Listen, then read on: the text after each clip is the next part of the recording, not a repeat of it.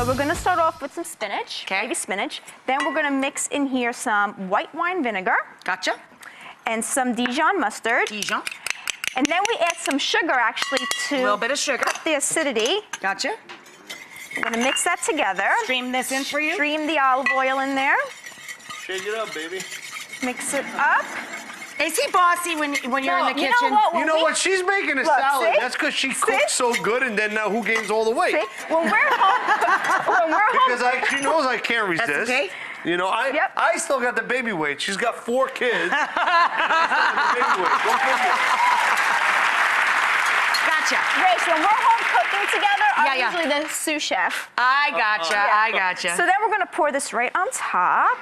And then artichoke hearts? Actually, what we're gonna do is we're gonna mix this together. Yep. Okay.